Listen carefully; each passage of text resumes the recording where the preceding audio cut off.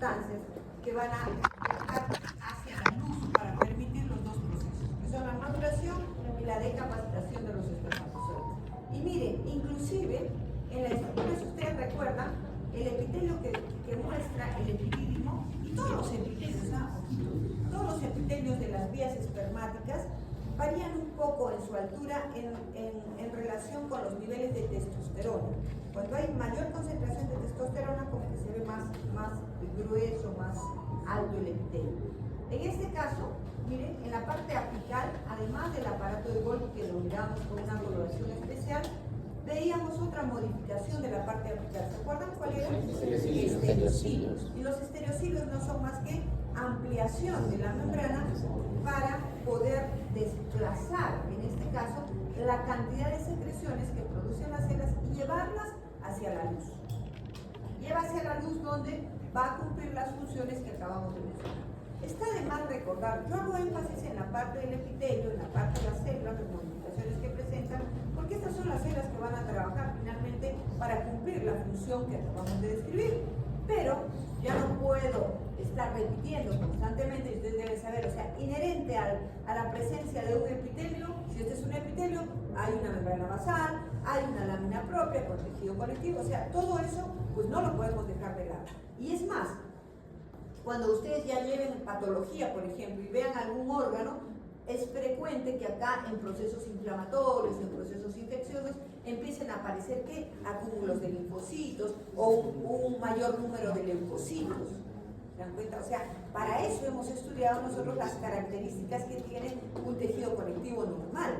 Y cuando este tejido conectivo empieza a incrementar cierto tipo de células como un mecanismo de protección. Si hay un proceso inflamatorio, definitivamente pues los linfocitos empiezan a proliferar y vemos ahí. Y lo han visto seguramente en sus láminas, de repente en la tiroides, por ahí, por alguno de los folículos. Sí, porque recuerdo que alguna de las láminas que revisé tenía unos acúmulos de linfocitos y decía, esta es una tiroides pero patológica, ¿no? Y hay que explicar al alumno que es un nódulo, que es un acúmulo de linfocitos, que lo van a ver en patología. Igualmente en pulmón entre los tabiques interalveolares, pues yo no puedo ver un acúmulo de linfocitos. Si yo estoy viendo un acúmulo de linfocitos, ya intuyo que eso no es normal. Los linfocitos empiezan a proliferar cuando hay una infección, cuando hay un proceso inflamatorio. Entonces, eso ya lo estudiarán con detalle, pero aquí, por ejemplo, yo les estoy mostrando un órgano completamente sano, un órgano normal, donde nosotros vemos pues el tejido conectivo, vemos algo de células mioepiteliales, contráctiles que ayudan justamente al avance de los espermatozoides a ese nivel. Aquí tenemos ya, ni dudarlo, miren qué linda fotografía donde vemos los restos de espermatozoides circulando a través de este tubito. Miren el tejido conectivo acá, miren algo de músculo, miren el epitelio tan bonito, la zona apical, los estereocilos, o sea, todo lo que hemos estudiado antes, ¿se dan cuenta? Lo volvemos a aplicar. O sea, lo estudiamos para poder precisar estructuras de la célula, pero ahora lo estudiamos como componente de un órgano y que determina la función. O sea, esa es la idea, ¿no? Por eso yo digo siempre, cuando se aprende la histología bien, y quien sabe bien la histología, pues ningún libro le va a contradecir. Y tampoco el alumno no va a poder explicar por qué se está produciendo una alteración, si aprendió bien la histología. Es como cuando aprendieron a leer. ¿Alguien se olvida de aprender de leer? No, pues, porque aprendieron primero las letras y luego las juntaron. Pues las letras, acá viene a ser la biología celular. Y cuando juntamos, pues ya, entonces no podemos olvidarnos, ¿no? Miren, y como es tan importante la función que cumple este órgano, pues acompañamos de lo que siempre nos gusta acompañar, de la ultraestructura. Y quiero que quede bien claro, chicos, no quiero que pasen a otro año, porque mis compañeros, los otros profesores siempre nos encontramos, ¿no? Pues no les enseñan nada de histología, o es que los alumnos no aprenden nada. Pues, supuestamente, si conocen al profesor, van a decir no aprendieron nada. Si no conocen al profesor, van a decir el profesor no les enseñó nada. Es lógico. En mi caso, dudo que digan que no les enseñé porque me conocen, ¿no? Entonces, en este caso, chicos, siempre la ultraestructura es lo que vemos al microscopio electrónico. Entonces, no quiero que me presenten las diapositivas como me ponían ustedes de estructura y yo no miraba nada de la ultraestructura. seguían describiendo. O sea, cuando yo pongo ultraestructura tengo que poner esto. Esto es una microfotografía de microscopía electrónica de transmisión o de barrido. Pero yo no puedo seguir poniendo letras y decir esta es la ultraestructura, porque nadie me lo va a creer. Entonces ustedes acá, chicos, miren qué diferencia entre lo que vemos al microscopio óptico, que nos ayuda mucho y lo vamos a utilizar completamente, pero lo que tenemos acá de la microscopía electrónica, que nos ayuda mucho a interpretar lo que estamos viendo. Entonces miren aquí los espermatozoides, miren las células, miren el polo basal, el polo apical, y miren ustedes la ultraestructura de una célula con un núcleo de cara abierta, un núcleo vesiculoso con gran cantidad de organoides y vesículas de secreción que van a ser transportadas a través de los estereocilos, que los vemos como microvellosidades ramificadas en la parte apical de la célula. Si se dan cuenta, esto no vuelvan ustedes, van a seguir presentando en muchos cursos, les van a pedir la ultraestructura, aparte molecular. Entonces cuando presentan ultraestructura, presenten esto. Si presentan un esquema acoplado, perfecto, pero la ultraestructura, esto es lo real, es la microfotografía. ¿Cómo se ve de microscopía electrónica? Siempre en colores grises, nunca se ve con colores. En cambio acá sí vemos pues la HE, ya que es la rutina. Una vez que los espermatozoides han transitado por el epidídimo, pasan a un órgano ya mucho más estructurado y con una prominente capa de músculo. Cuidadito con confundir en el examen práctico el conducto deferente con el uréter. O sea, yo les digo porque son los errores frecuentes que los alumnos cometen. No sé por qué, pero los cometen, ¿no? Los cometen. Yo digo, pero no tiene nada de parecido.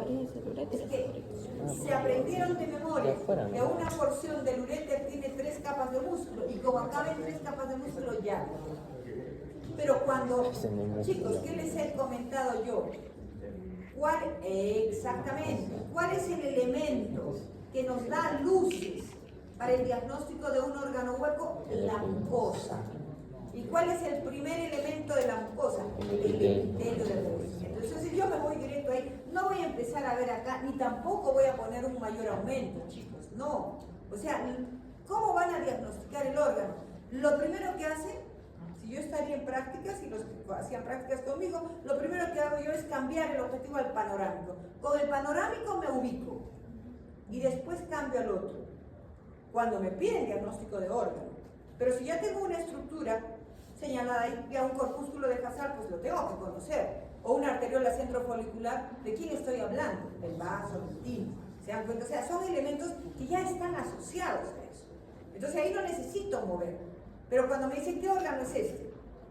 Primero quiero ver si es un órgano hueco, es un órgano compacto. Y si es un órgano hueco, ¿qué es lo primero que me voy? A la luz. En algunos casos no está el órgano completito, está una parte. Pero hasta eso tenemos que saber nosotros buscar. Buscamos ahí el epitelio, y noten el epitelio. Pues jamás van a pensar que el uréter vaya a tener estas prolongaciones, vaya a tener este tipo de células, células altas, células bajas. No, de ninguna manera, ¿no? Entonces acá el epitelio nos da muchas luces de que esto corresponde a una vía espermática, que es el conducto deferente, la lámina propia con tejido conectivo y una prominente capa de músculo distribuida, miren, interna longitudinal, una circular media y una longitudinal, oblicua. Entonces eso es lo que observamos. Hasta ahí completamos las vías espermáticas, y ahora tenemos las glándulas anexas. ¿Cuáles son las glándulas anexas al sistema reproductor? Tenemos aquí, lo que les estoy mostrando aquí, chicos, es solamente para la ubicación macroscópica. Tenemos las vesículas seminales, miren, las vesículas seminales, aquí.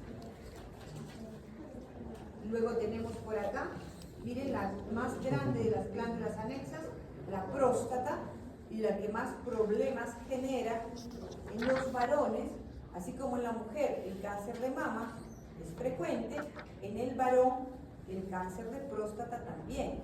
Entonces los varones, así como las mujeres, se hacen exámenes periódicos para evitar un cáncer de cuello uterino, o si se presenta, tempranamente poder hacer diagnóstico para solucionar el problema. Igual los varones, muchos varones no se hacen los exámenes respectivos y terminan con una metástasis de un cáncer de próstata. Generalmente, pasados los 45 años, esta glándula empieza a aumentar de volumen. Pero no quiere decir que haya un cáncer, aumenta de volumen. Entonces, los exámenes son necesarios para evitar una transformación celular y un cáncer prostático, ¿no? Y finalmente tenemos las glándulas periuretrales o glándulas de Cooper. Son las tres glándulas, miren la posición que tienen, miren cómo desembocan, ¿no? Para aportar al fluido seminal que viene. ¿Quién produce el primer fluido seminal? Las células. Porque los espermatozoides, imagínense, en un tubo no pueden viajar si no tienen un líquido. Dice, pero ¿quién contribuye con la mayor cantidad de líquido seminal? Las vesículas seminales. Las vesículas seminales aportan, ¿cuánto les dije? El 70% del fluido seminal, ¿no? Y contiene un marcador, es rico en muchas sustancias, en vitamina C, en citrato, pero contiene un marcador importante. ¿Cuál es? La fructosa. Y la fructosa es un azúcar. ¿Y para qué creen que hay ese azúcar? Para los espermatozoides, pues ellos utilizan ese azúcar como medio energético. Entonces, también hay zinc. Entonces, los marcadores que se utilizan, seguramente ya más adelante estudiarán eso, pero eso es lo que produce este órgano. En cambio, la próstata, miren, la próstata es un órgano voluminoso que tiene varios tipos de glándulas. Se describen en la próstata las glándulas periuretrales, las glándulas principales, que son las más abundantes, y las glándulas mucosas. Entonces, todas estas glándulas, en los cortes pues no van a ver todos los tipos de glándulas, van a ver un órgano glandular formado por porciones secretoras, por tejido conectivo, algo de tejido muscular, y atravesando o rodeando a la uretra en la porción que la uretra prostática, este tejido prostático. Entonces, esta glándula pierde una secreción alcalina y lechosa que contribuye con el líquido seminal y que sirve miren cómo se asegura el organismo de evitar los cambios en el pH a nivel de la uretra. Son frecuentes, porque acuérdense que es una vía común de salida de la orina, pero para preparar a esa uretra y alcalinizarla, se produce la secreción prostática. Y también tiene una sustancia fibrinolicina que ayuda a que el semen, que se coagula un poco cuando ingresa al aparato genital femenino, se licúe y pueda los espermatozoides tener una mejor motilidad, ¿no? Entonces, miren aquí, y las glándulas de Cooper, o glándulas finales que están ahí, son las que producen un líquido transparente, cristalino y mucoso. ¿Ya? Ese líquido transparente, cristalino y mucoso tiene que ser cristalino y sale antes de la eyaculación. Es como una sustancia lubricante. Cuando ese líquido es opaco o blanquecino, es un indicador de que hay una infección que debe ser tratada, ¿no? Entonces uno tiene que observar, como ya les dije antes, sus secreciones para cuidar su organismo. Y aquí tenemos algo.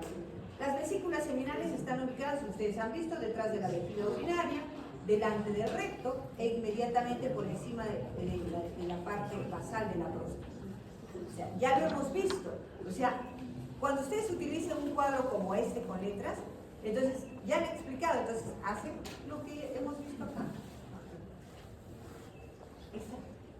¿Dónde está ubicada? Les estoy diciendo, por detrás de la vejiga. ¿Dónde está ubicada? Por debajo de la vejiga. Entonces, ya lo explicamos, ¿no? ¿Qué produce? El 70% del líquido seminal. ¿Dice acá? Se cree, ya. Eso me olvidé de decirles. También en el líquido seminal hay prostaglandinas. Y estas prostaglandinas ayudan reaccionando con el moco cervical femenino para ser más receptivo. ¿Ya? A veces también hay una reacción de rechazo del líquido seminal. Entonces, miren, las prostaglandinas ayudan a eso. como dice acá, ayudar al movimiento y la recepción de los espermatozoides, además desencadena contracciones peristálticas, todo eso hacen las prostaglandinas, ¿no? Y en varios sitios se producen prostaglandinas que nos ayudan mucho en diversas funciones. También, miren, ayuda, ¿no?, a que realmente los espermatozoides puedan llegar hasta las trompas de falopio y producir la fecundación. Por ejemplo, acá este cuadro lo he copiado y está mal, porque los espermatozoides no llegan a los ovarios. No llegan, ¿se dan cuenta? No llegan. ¿A dónde deben llegar? Pero, ojito, cuando se produce una... ¿Se acuerdan? Bueno, todavía no lo hemos hecho. Este es el ovario, esta es la trompa uterina. La trompa uterina tiene unas fimbrias así. Entonces, cuando sale del ovario, el ovocito pasa a la trompa uterina y acá en la porción más ensanchada, ahí se produce la fecundación. Lo vamos a ver la próxima semana cuando hablamos del reproductor femenino.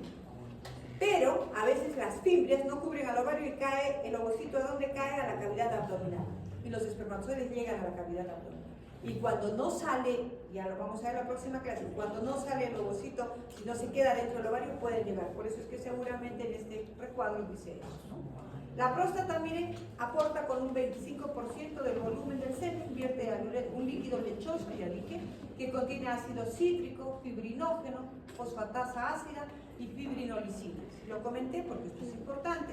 Y las glándulas de Cooper o periuretrales son pequeñas glándulas que se encuentran debajo de la próstata, acá, miren, y secretan un líquido que lubrica, neutraliza la acidez de la uretra antes del paso del semen en la eyaculación.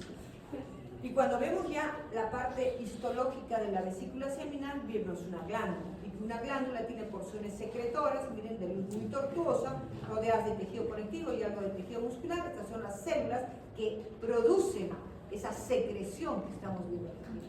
De la secreción que contiene todo lo que hemos dicho y que aporta el 70%, ¿no? O sea, es la característica de una glándula. Esta es la próstata, una vista macroscópica, miren la uretra prostática y miren los diferentes tipos de glándulas que nosotros observamos, ¿no? Hay porciones ya en patología estudiarán que son más susceptibles a los cambios hormonales y a la transformación celular, generando el cáncer de próstata. Ahí tenemos los tres tipos de glándulas prostáticas, hemos dicho las glándulas periuretrales, las glándulas principales y las glándulas mucosas. Y miren la secreción que se almacena, esa secreción con el paso de los años en las personas mayores, suele verse esto. Esto no es una secreción normal, la secreción normal es una secreción homogénea. Cuando se ve una secreción así como con líneas concéntricas, esto corresponde a concreciones, el espesamiento de la secreción que sucede en las personas de edad avanzada se llama la córpora amilácea, la corpórea amilácea. Y este es el órgano copulador o pene, miren, que hemos visto que a través de él discurre la uretra y está rodeado de piel, como vemos acá, está rodeado de piel y contiene aquí un tejido muy particular que discurre a todo lo largo del pene y que forma estas dos esferas que son los cuerpos cavernosos, donde se encuentra el tejido eréctil, que es un tejido rodeado de células endoteliales, células planas, y que se llena de sangre durante la erección. Y en la parte inferior nosotros vemos la uretra, ¿no?, en el cuerpo esponjoso, los dos cuerpos cavernosos, el cuerpo esponjoso, y aquí la uretra que la mostramos también en la clase pasada. Aquí tenemos una vista histológica justamente de la uretra, miren, la zona de la uretra, con el epitelio estratificado cilíndrico, la uretra. Acuérdense, la uretra tiene varias porciones, hemos dicho la uretra prostática, la uretra membranosa la única que tiene epitelio de transición es la que está cerca a la vejiga, la uretra prostática, rodeada del tejido prostático, y esta es la uretra peniana, donde vemos el tejido eréctil del cuerpo esponjoso y algunas glándulitas que desembocan. Aquí tenemos otra vista con mayor aumento de todo ese tejido eréctil, ¿no?, que rodea y que conforma los cuerpos cavernosos y el cuerpo esponjoso. Y bueno, esto no lo podemos dejar de lado de ninguna manera, es la integración de todo lo que es el sistema endocrino con el sistema reproductor. Vemos nosotros las células de Sertoli, ahí están las células de Sertoli que parecen un candelabro, miren las células espermáticas aquí en proceso de maduración y cómo esta célula, al sentir el aumento en las células germinales, produce una sustancia que es la inhibina, que ya lo comenté, viaja al hipotálamo y regula la producción ¿de qué? De la FCA. La LH, por otro lado, miren sobre quién actúa, sobre las células intersticiales para la producción de la FCA. Muy bien, jovencitos.